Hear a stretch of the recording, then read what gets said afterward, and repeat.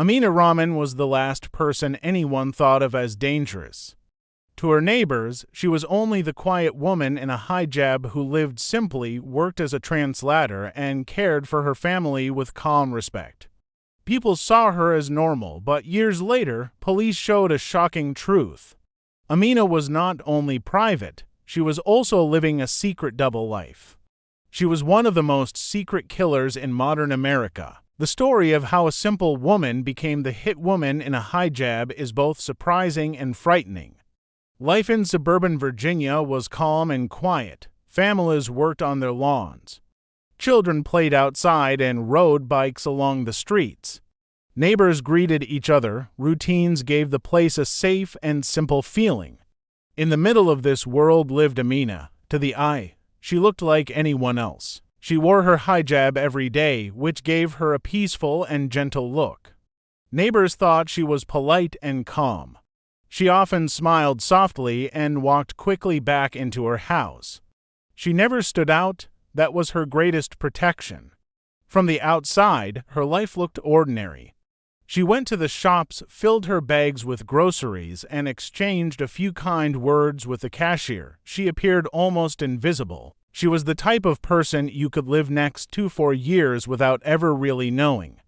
To others, she looked like a faithful Muslim woman. She looked like a professional translator. She looked like a mother handling her life with care. But behind this simple picture was a secret no one imagined. That secret gave her the name, the hitwoman in a hijab. For years, no one suspected her. She lived quietly and never drew attention. Friends later said she was always private. She never shared much about her life. She stayed away from social events.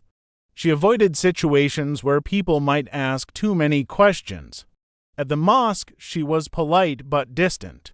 She did her prayers and left quickly. People accepted her silence. They thought she was only shy. No one guessed she was hiding something darker.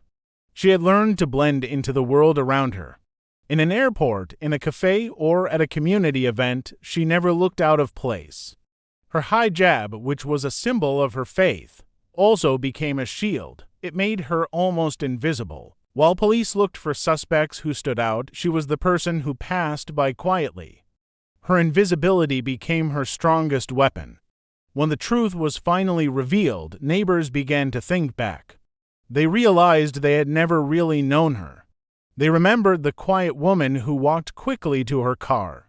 They remembered the woman who never came to dinners. They remembered the woman who always seemed busy. Some recalled her faraway look. Her eyes often looked distant, as if her mind was somewhere else. It was as if she lived in another world, planning, calculating, hiding while pretending to live in theirs. At that time, no one thought of her silence as strange. In a community where privacy was respected, she could live without questions. She kept her life carefully divided. People only saw what she allowed them to see. To the public, she was a hard-working translator. She was a religious woman. She was a calm mother. But the reality was far more chilling. She had built her cover not with spoken lies, but with truths she chose never to tell. That silence shocked everyone once her second life came to light. By day, her life looked normal. She worked as a translator. She moved easily between English and other languages. It looked like honest work. It gave her freedom to work at home or in a cafe with her laptop and headphones. Clients trusted her. They gave her confidential papers. They said she was reliable. No one knew that these same skills also helped her create secret codes and private messages for her darker side. Her hidden life began slowly. At first, she did small jobs. She found information for people. She set up meetings. She made connections. She told herself it was just side work. It was just a way to earn a little more money. But over time, the requests grew riskier. People wanted more than help with words. They wanted problems solved forever. And because she looked invisible and trustworthy, she became the perfect choice for work that demanded silence. The world of contract killing is not like the movies. There is no glamour. There are no loud fights.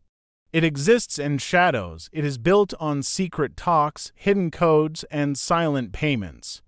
Amina learned how to move in and out of this world without being noticed.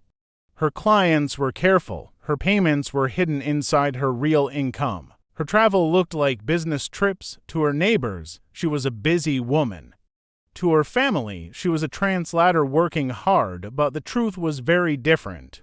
She was living two lives, one ordinary, one deadly. Step by step, she built her system. She kept her public life simple so no one would look too closely. She answered emails, worked on papers, and drank coffee in small shops. At the same time, she was planning meetings in hotels, renting cars, and arranging travel under her work name. Each trip looked normal from the outside. Each trip was safe in appearance. But in the shadows, a job was waiting. A target was chosen. A life was about to end. Her neighbors sometimes noticed her traveling. They thought it was only for work. Her family accepted it as part of her career. They believed she was away for translation projects. No one asked questions. No one saw the truth. She was moving between two worlds without leaving a trace. For years, she lived like this. In the morning, she could make breakfast for her children. By night, she could be on a plane to another city. In one world, she was a mother and a professional. In the other world, she was a shadow, a problem solver who left no sign of her work. Her double life was possible because she looked so ordinary. She did not show wealth. She did not show stress. She kept her face calm. She kept her actions simple. She was never too close to people. She never let anyone see behind the mask. When investigators finally linked her to crimes, the shock spread through her community. People asked how such a quiet woman could live two lives. They remembered her kindness at the store, her soft smile in the street, her calm prayers at the mosque. It was almost impossible to imagine that behind the silence was a woman who had become one of the most feared killers in America. Her story is unsettling. It shows how someone can hide in plain sight. It shows how an ordinary face can cover a secret world. It shows how a person who looks invisible can also be the most dangerous of all. Her ability to disappear in plain sight gave her an edge few others had. Where men might draw attention, she passed unnoticed. Her clothing, modest and practical, kept her from standing out. Her demeanor, quiet and respectful, shielded her from suspicion. She moved through airports where security officers barely glanced at her, sat in cafes where no one remembered her face, and walked through neighborhoods where she was just another stranger passing by. The persona she had carefully built was her strongest protection, a mask that no one thought to lift. But every mask comes with cracks. To maintain two lives required constant control, and slowly, small inconsistencies began to show. Financial records revealed more income than her freelance jobs should have provided. Some of her trips, when examined later, didn't match the timeline of her supposed assignments.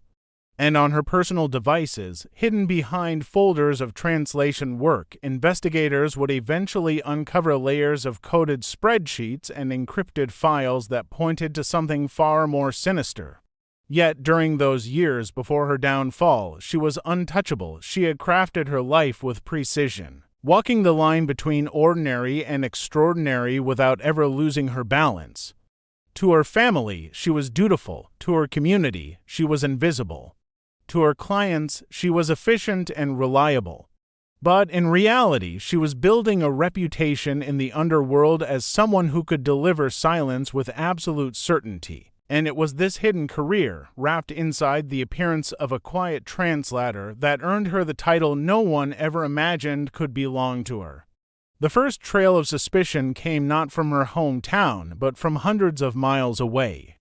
In Texas, a wealthy businessman was discovered dead in his home. The crime scene looked like a robbery gone wrong, drawers left open, a safe cracked, valuables missing. At first, police assumed it was the work of local thieves. Yet something about the precision of the break-in and the lack of forced entry troubled investigators. The case eventually went cold, filed away as an unsolved homicide. For years, it sat quietly in the background, waiting for a connection that no one had yet made. Months later, another killing took place in Florida. This time, a real estate developer was found lifeless in a parking garage. The crime was clean and efficient, with no clear motive. Security cameras offered little, but when investigators reviewed grainy footage, they noticed a faint figure in the distance. It was a woman, her head covered, walking calmly away from the scene just minutes before the attack. The image was too blurry to confirm anything, and with no direct link, the case remained unsolved. 2 states, to victims, no clear ties. On their own, they seemed unrelated. As time passed, similar incidents appeared across different states. Each case involved someone with enemies, someone whose disappearance benefited another party. There were no signs of random violence, these were targeted strikes. The consistency lay in the execution, swift, silent, and carefully staged to look like something else. Investigators struggled to find a thread. It wasn't until a task force compared surveillance archives from different states that a chilling realization emerged. The same figure, always in the background, appeared in multiple locations. A woman, blending in yet always near before a life was taken. She had perfected her method. Airports became her gateways, hotel rooms her temporary hideouts. Travel records revealed flights that coincided with the timelines of several killings. She paid in cash, avoided loyalty programs, and never stayed in one place long enough to raise suspicion. In the rare footage that existed, she seemed to melt into the crowd, never lingering, always in motion. Witnesses who later looked back remembered nothing unusual about her, just a quiet woman with purposeful steps, someone who seemed entirely ordinary in spaces filled with strangers.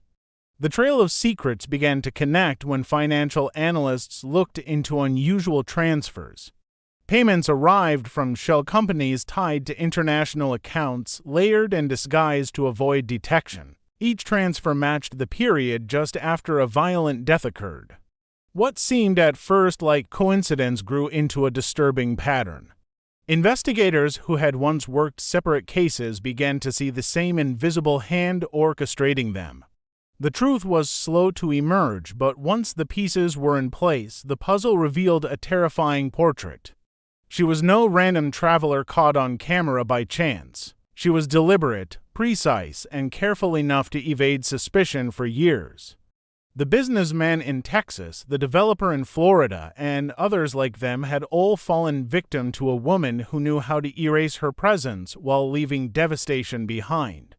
The very invisibility that shielded her from attention had also made her trail harder to follow, but eventually, even shadows leave an outline. And hers was beginning to take shape. Her downfall began not with a violent act but with numbers on a screen. Federal agents tracking international money laundering schemes stumbled across her name buried deep in financial reports. At first glance, her earnings matched her work as a translator, but when investigators compared the deposits against industry averages, the math didn't add up. Some payments were far larger than typical translation fees, and others arrived from accounts with no clear ties to legitimate businesses. What looked like harmless side income quickly began to resemble something else entirely.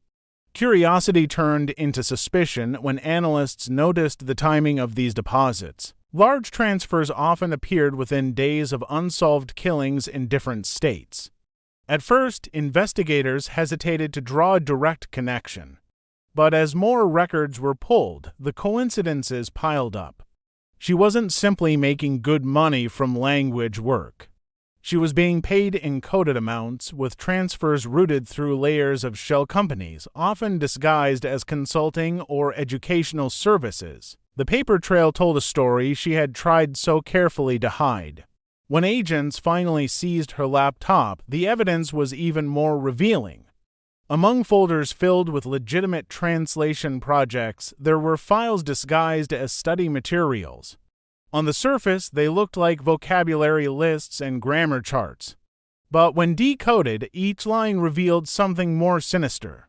Phrases corresponded to names, dates, and locations. Entire spreadsheets were dedicated to what looked like language lessons, but each word represented a target, a payment, or a planned trip. She had turned her professional skill into a tool for organizing contracts in plain sight, hiding the darkest details within the disguise of ordinary work. The more investigators uncovered, the clearer it became that she was not acting alone. Encrypted emails and messaging apps revealed conversations with shadowy figures who never used real names. They communicated in fragments, relying on symbols and references only they understood. Payments came from different sources, suggesting a network of clients who hired her for reasons ranging from business rivalries to personal vendettas. She wasn't a lone wolf, but a crucial link in a chain. Someone valued for her ability to operate quietly and effectively without leaving trails of suspicion. Agents traced her movements through flight records, car rentals, and hotel stays. Each trip matched with a timeline of violence. In one case, she checked into a hotel under the pretense of attending a conference. Days later, a local entrepreneur was found dead in what appeared to be a burglary. In another case, she booked a short stay in a city where a politician was killed in a parking lot. The patterns were no longer subtle. Everywhere she traveled, death seemed to follow. As the investigation deepened, prosecutors realized they were building a case unlike any other. The image of a quiet, modest woman balancing family life was shattered by the files and records that exposed her second identity. She had lived undetected for years, moving between two worlds with unsettling ease. The translator who once helped people understand each other had secretly been decoding the language of death, arranging lives to be erased as though they were mere words on a page. The unraveling was complete, and the portrait of the woman once invisible was now clearer than ever. When her arrest finally came, it was as unassuming as the life she pretended to live. Early in the morning, federal agents surrounded her home, expecting resistance or chaos. Instead, she opened the door quietly, her expression unreadable. Neighbors who watched from behind curtains were stunned. To them, she had been nothing more than a polite woman who kept to herself, someone who waved while collecting her mail and hurried back inside. The news spread quickly, and disbelief swept through the community. How could the woman they thought they knew be accused of something so cold and calculated? Inside the courtroom, the reality of her double life began to emerge. Prosecutors laid out evidence that shocked even the most hardened observers. They showed bank statements linking her to secret transfers, travel records that matched crime scenes, and coded spreadsheets that outlined her hidden operations. Each detail chipped away at the image she had built for years. The quiet translator, the devoted mother, the modest woman who lived a private life, all of it had been a mask. Witnesses described her as a ghost, someone who could pass unnoticed in places where others would stand out. She had used that invisibility to her advantage until the day it collapsed. But as damning as the evidence was, the trial revealed something even more startling. She had not begun this life out of sheer malice or thrill. Testimonies painted a different picture, one of desperation and manipulation. Years earlier, she had faced crushing financial pressure. Debts piled high, opportunities slipped away, and promises of quick money seemed like a lifeline. It was during that vulnerable period that she was drawn into a world she could not easily escape.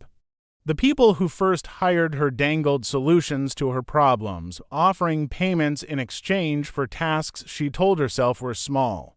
By the time she realized the depth of what she was doing, she was already trapped. This revelation complicated the story. To the public, she remained the Hitwoman in a hijab, a chilling figure who blended faith and family with a hidden career of violence. Yet to those who listened closely, she was also a cautionary tale of how desperation could be exploited. Her clients had chosen her not only for her invisibility, but also for her vulnerability. They knew she would comply, believing it was the only way out of her financial ruin. The more she delivered, the deeper she sank, until there was no path back to an ordinary life.